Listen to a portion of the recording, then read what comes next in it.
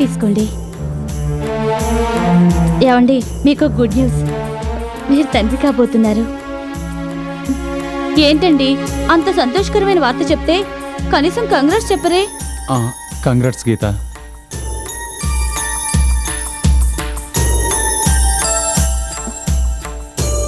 ఏంటండి ఒళ్ళు కాలిపోతుంది?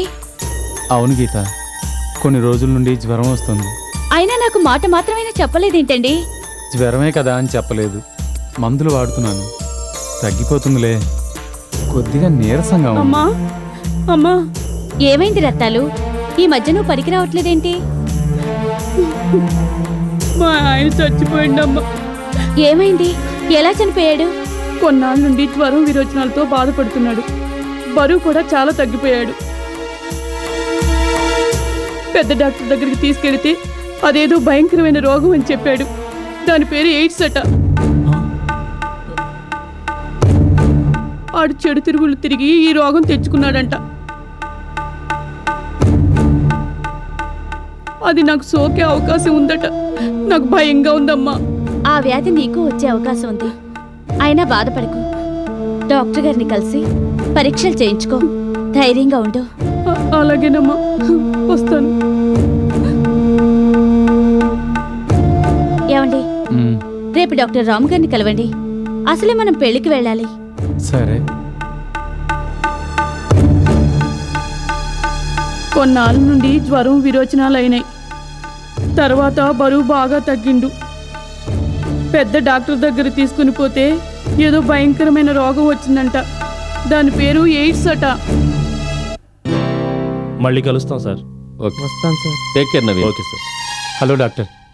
రండి, ఇప్పుడు బయటకు కూర్చోండి. వెళ్తున్న పేషెంట్స్కి ఏమైంది? కూర్చోండి సార్. ఓ అతనా, నారాయణని, చాలా మంచివాడు. ఈ మధ్య జరిగిన యాక్సిడెంట్లో పరీక్ష చేయని హెచ్ఐవి వైరస్ కలుషిత రక్తం ఎక్కించారు. అతనికిప్పుడు హెచ్ఐవి పాజిటివ్ ఉంది. ఆ పిల్లవాడు శ్రీను అని వీధి బాలుడు. మత్తు మందులకు బానిసై అక్రమ సంబంధాల ద్వారా అతని శరీరంలోకి హెచ్ఐవి వైరస్ ప్రవేశించింది. సార్, నా బ్లడ్ రిపోర్ట్స్ వచ్చాయా? వచ్చాయి రాజేష్. హెచ్ఐవి పాజిటివ్ అని అనుమానంగా ఉంది, కానీ ఇప్పుడే కన్ఫర్మ్ చేయలేం. ఇంకా కొన్ని టెస్టులు చేయాలి. వీటికి కొంతకాలం పడుతుంది. తర్వాతనే కన్ఫర్మ్ చేయాలి. ఏమీ కంగారు పడకు. నీ భార్య, మీ అత్తమామలు ఎలా ఉన్నారు? నీ బిజినెస్ ఎలా ఉంది? అంతా ఓకే సార్. బై ఈ మెడిసిన్స్ వాడు.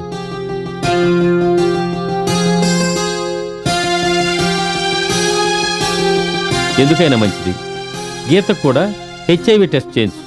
మనసులో ఎలాంటి ఆలోచనలు పెట్టుకోకు, ప్రశాంతంగా ఉండు. ఇప్పుడు నీకేమీ కాదు. ఓకే సార్, వెళ్ళొస్తాను. ఓకే.